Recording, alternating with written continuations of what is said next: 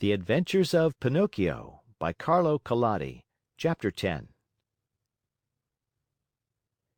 Quick as a flash, Pinocchio disappeared into the Marionette Theater, and then something happened which almost caused a riot. The curtain was up and the performance had started. Harlequin and Pulcinella were reciting on the stage, and, as usual, they were threatening each other with sticks and blows.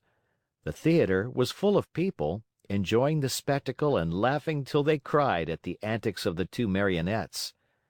The play continued for a few minutes, and then suddenly, without any warning, Harlequin stopped talking.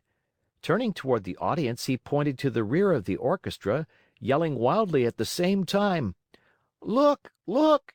Am I asleep or awake? Or do I really see Pinocchio there?" Yes, yes, it is Pinocchio!" screamed Pulcinella. "It is!" shrieked Signora Rosaura, peeking in from the side of the stage. "It is Pinocchio! It is Pinocchio!" yelled all the Marionettes, pouring out of the wings. "It is Pinocchio! It is our brother Pinocchio! Hurrah for Pinocchio!" "Pinocchio, come up to me!" shouted Harlequin. "Come to the arms of your wooden brothers!" At such a loving invitation, Pinocchio, with one leap from the back of the orchestra, found himself in the front rows. With another leap, he was on the orchestra leader's head. With a third, he landed on the stage. It is impossible to describe the shrieks of joy, the warm embraces, the knocks, and the friendly greetings with which that strange company of dramatic actors and actresses received Pinocchio. It was a heartrending spectacle, but the audience, seeing that the play had stopped, became angry and began to yell, "The play! The play! We want the play!" The yelling was of no use, for the Marionettes, instead of going on with their act, made twice as much racket as before, and, lifting up Pinocchio on their shoulders, carried him around the stage in triumph. At that very moment, the director came out of his room. He had such a fearful appearance that one look at him would fill you with horror.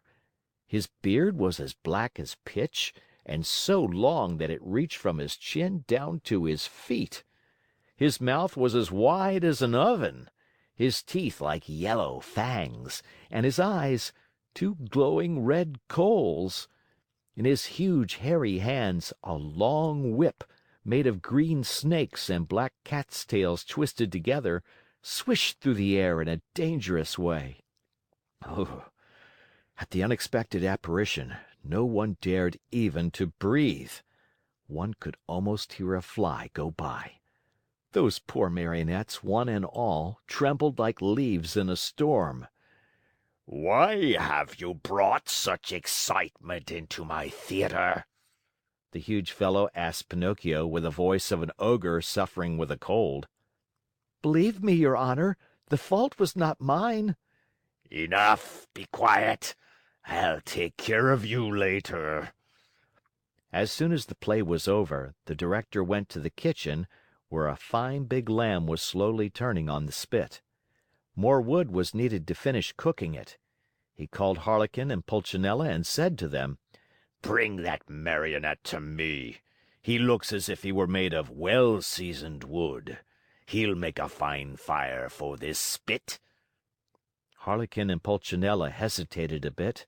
Then, frightened by a look from their master, they left the kitchen to obey him. A few minutes later they returned, carrying poor Pinocchio, who was wriggling and squirming like an eel and crying pitifully, "Father, save me! I don't want to die! I don't want to die!"